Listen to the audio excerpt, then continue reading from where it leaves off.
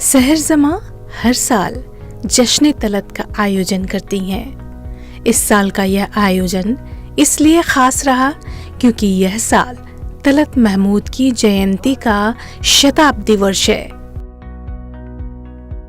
I have written a book. It is his biography. It is called Talat Mahmood, The Definitive Biography. और बहुत खुशी की बात है कि लोगों को बहुत पसंद आई है। उस किताब को 2 पुरस्कार भी मिल चुके हैं।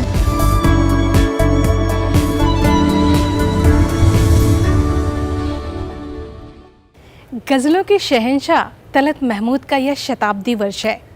15 जुलाई को जश्न तलत का आयोजन किया गया। आइए देखते हैं इसी पर आधारित एक छोटी सी रिपोर्ट।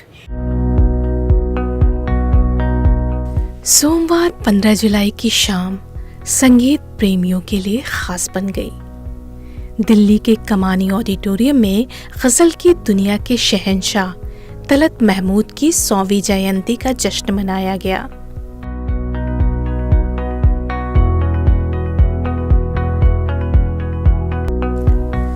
कार्यक्रम का आयोजन मीडिया नेटवर्क्स और तलत महमूद के रिश्तेदार चर्चित लेखिका सहर जमा ने मिलकर किया था। सहर जमा हर साल जश्न तलत का आयोजन करती हैं। इस साल का यह आयोजन इसलिए खास रहा क्योंकि यह साल तलत महमूद की जयंती का शताब्दी वर्ष है। I have written a book. It is his biography. It is called Talat Mahmood, The Definitive Biography. और बहुत खुशी की बात है कि लोगों को बहुत पसंद आई है। उस किताब को 2 पुरस्कार भी मिल चुके हैं। मेरे लिए तो बचपन में वो एक बहुत ही प्यारे नाना जी थे, जिनको मैं बम्बई नाना बुलाती थी, क्योंकि हम लोग बम्बई से बाहर रहते थे और गर्मी की छुट्टियों में उनके घर में आते थे वक्त गुजारने, तो हम उनको बम्बई नाना बुलाते थे। बहुत ही प्यारे इंसान थे। सॉफ्ट स्पोकन तो थे ही, जो सबको पता था उनके बात करने के तरीक़े में, उनके गाने के तरीक़े में। मगर वो पर्सनली एक बहुत ही जानदार इंसान थे। मजाक बहुत करते थे। कई लोगों ने मुझे पूछा कि उन्होंने इतने गम भरे गाने गाए हैं, क्या वो अपने जीवन में भी ऐसी उदास रहते थे? तो बिल्कुल नहीं। अपने जीवन में वो बहुत ही खुश मिजाज इंसान थे, मजाक से भरे हुए थे। और एक प्यारे नाना जी थे जो हमेशा बच्चों के साथ, मेरे साथ मजाक करते थे। बम्बई दिखाते थे, घुमाते थे, आइसक्रीम खिलाते थे, जूहू ले जाते थे, दूसरे अपने दोस्तों से मिलाते थे, शूट दिखाते थे। उनके जो बहुत ख़ास दोस्त थे मन्ना डे, उनसे मुझे याद है हम कई बार मिले थे। तो बहुत ही प्यारी यादें उनसे जुड़ी हुई हैं। ये सब आपको किताब में मिलेगा। मगर उनके जो प्रोफेशनल करियर था, जैसे उन्होंने शुरुआत की लखनऊ AIR लखनऊ से, फिर वो गए कलकत्ता, क्योंकि ब्रिटिश इंडिया के टाइम हमारी जो शोबिज़ इंडस्ट्री वो कलकत्ता में थी। फिर वहाँ से वो बॉम्बे गए, और हमारा जो गोल्डन एरा का जो स्तंभ है वो एक स्तंभ रहे हैं गोल्डन एरा म्यूज़िक के, मॉडर्न बंगला म्यूज़िक के भी। तो अपने जीवन में उन्होंने बहुत पहल की हैं। He was the first Indian singer to start world tours in 1956, and he also fought for the royalty rights battle for the singers. He was the first to start that protest in the year 1960s, in the early 1960s. तो ऐसे बहुत चीज़ें लोगों को पता चलेगी किताब में। इस अवसर पर सहर जमा ने तलत महमूद के जीवन पर लिखी अपनी पुस्तक Talat Mahmood the definitive biography पर कार्यक्रम के संचालक जैनेंद्र सिंह के साथ बातचीत की। मेरिट्स कॉलेज जो भातखंडे जो बाद में बना, वहाँ पे जब मौसीकी की तालीम ले रहे थे, तो एक दिन कुर्तुलन हैदर मैडम भी थी तब वहाँ पर। हाँ, और कुछ और लड़कियाँ वो एक साथ कहीं रास्ते में इनसे टकराई। ये कॉलेज के लिए जा रहे थे, रास्ते में उनको रोक लिया कि जब तक गज़ल नहीं सुनाओगे तब तक आपको जाने नहीं देंगे। ऐसा भी हुआ था ना जी। ये उस वक्त की बात है जब वो भाटखंडे विश्वविद्यालय जो लखनऊ में है, वहाँ म्यूज़िक सीख रहे थे, बैचलर्स कर रहे थे। तो कुछ लड़कियां थीं जो बहुत दीवानी थीं, क्योंकि वो एक as a student also he was very famous. जब वो भाटखंडे में थे, खूबसूरत भी इतने थे। हाँ, बहुत हैंडसम थे। मगर उनकी आवाज़ बहुत मशहूर थी, क्योंकि वो कॉलेज शुरू करने से पहले AIR लखनऊ में गाते थे जी। तो शक्ल से पहले उनकी आवाज़ की पहचान थी। तो जब उनका एडमिशन हुआ तो खबर फैल गई कि वो जो आवाज़ जो हम लोग रेडियो में सुनते हैं वो अब भाटखंडे में पढ़ता है, तो चलो उसको रोकते हैं रास्ते में। अच्छा। तो उनको रास्ते में रोका गया, साइकिल उनकी रोकी गई। वो कॉलेज जा रहे थे, तो कुछ लड़कियों में, जिसमें हमारी लेखक कुर्रतुल ऐन हैदर भी थी, तो उनको बीच सड़क पे रोक के उनको बोला अभी गाने सुनाइए तो उन्होंने गाने सुनाए और उनके प्रोफेसर साहब ने देखा कि ये लड़का आ नहीं रहा है स्कूल, तो उन्होंने उनके फादर वालिद साहब को कॉल करके बोला कि आज तलत ने बंक कर लिया है। तो जब तक वो क्लास पहुँचे उनकी खूब डांट लगी उस पर। अच्छा, जब आकाशवाणी के लिए उन्होंने रिकॉर्ड किया था, और क्या खूबसूरत गज़लें रिकॉर्ड की थी, गालिब की, मीर साहब की थी, जिगर साहब की थी, जाहिर सी बात है तब रेडियो बहुत सुना जाता था और लोगों ने सुना और बहुत पसंद किया। लेकिन एचएमवी के साथ इनका कैसा कनेक्ट हुआ, कैसे जुड़ा हुआ? क्योंकि उसके बाद जो जर्नी एचएमवी के थ्रू शुरू हुई वो बाद में मुंबई तक पहुंची है। एब्सोल्युटली। तो भाटखंडे कॉलेज में कैंपस रिक्रूटमेंट्स होते थे जो आजकल बहुत कॉमन है in business schools and corporate studies. तो जो इस्टेब्लिश्ड लेबल कंपनीज थी, और उस वक्त जैसे आपने कहा एचएमवी था, वो भाटखंडे कॉलेज आता था फॉर कैंपस रिक्रूटमेंट के जो उनके अच्छे स्टूडेंट्स हैं उनको कैलकाटा लेके रिकॉर्डिंग की जाए। सो इस तरीके से उनका एचएमवी के साथ एसोसिएशन शुरू हुआ। और ये हम लोग 1944 की बात कर रहे हैं, which is still before independence. और उस वक्त कलकत्ता जो था, Calcutta was the center of the entertainment industry. Bombay नहीं था उस वक्त, कैलकाटा में फिल्म इंडस्ट्री और म्यूज़िक इंडस्ट्री होती थी। बॉम्बे बाद में बना इंडिपेंडेंस के बाद। तो ऐसे उनका एसोसिएशन शुरू हुआ। और जो पहली गज़ल जो उन्होंने गाई फिर प्रोफेशनली एक लेबल के साथ, वो तस्वीर थी।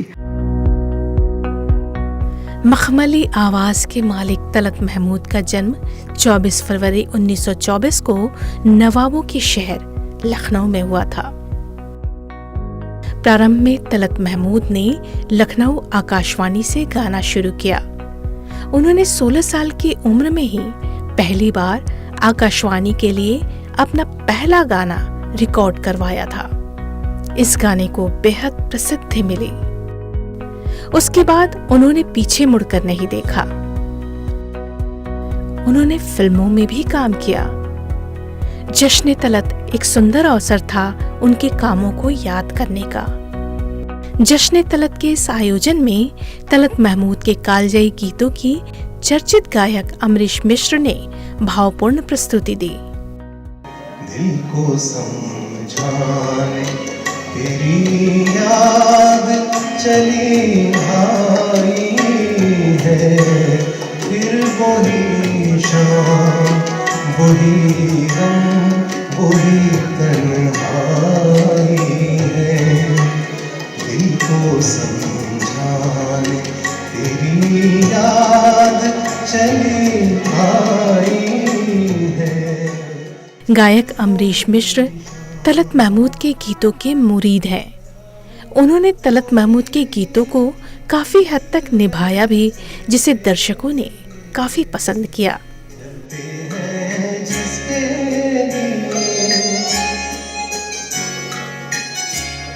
जलते हैं जिसके लिए तेरी आँखों के लिए ढूंढ आया हूँ वही गीत मैं तेरे लिए। तलत महमूद साहब एक लेजेंडरी सिंगर रहे हैं। हमारे तो जन्म से पहले, यानी हमारे पेरेंट्स की जनरेशन और इवन दादा की जनरेशन के टाइम वो एक सुपरस्टार थे। ना सिर्फ वो एक बहुत अच्छे सिंगर थे, बल्कि वो बहुत अच्छे एक्टर भी थे और बहुत ही खूबसूरत हैंडसम पर्सनालिटी थे। उनके गीत सभी उस वक्त के सुपरस्टार्स पर, यानी कि दिलीप कुमार, राज कपूर, देवानंद, इन सब पर पिक्चराइज किए गए हैं। और उनकी आवाज़ में एक विशेषता थी जो कम देखने को मिली। उसके बाद शायद ही कोई सिंगर आए हो जिनमें वो बात हो कि जो मखमली आवाज़ उनकी जो थी, और आवाज़ में एक वाइब्रेटिव था, कंपन था, और वो बिल्कुल रिदम में होता था, टेम्पो में। वो एक यूनिक बात थी उनकी आवाज़ में, जो उनको हट के उनकी वॉइस के लिए जो गाने बनते थे वो उन्हीं के लिए बनते थे। मुझसे तो प्यार बढ़ा कि मैं पागल आवारा, कैसे किसी का सहारा बनूं कि मैं खुद बेघर बेचारा।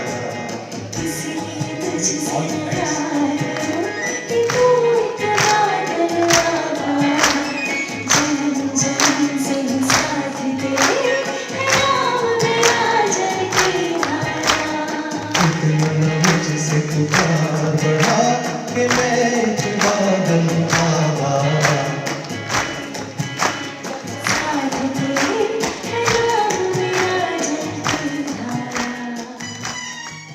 इस अवसर पर डांस स्कूल मूविंग सोल्स ने उनके गानों को पाश्चात्य नृत्य के जरिए अलग कलेवर में प्रस्तुत किया।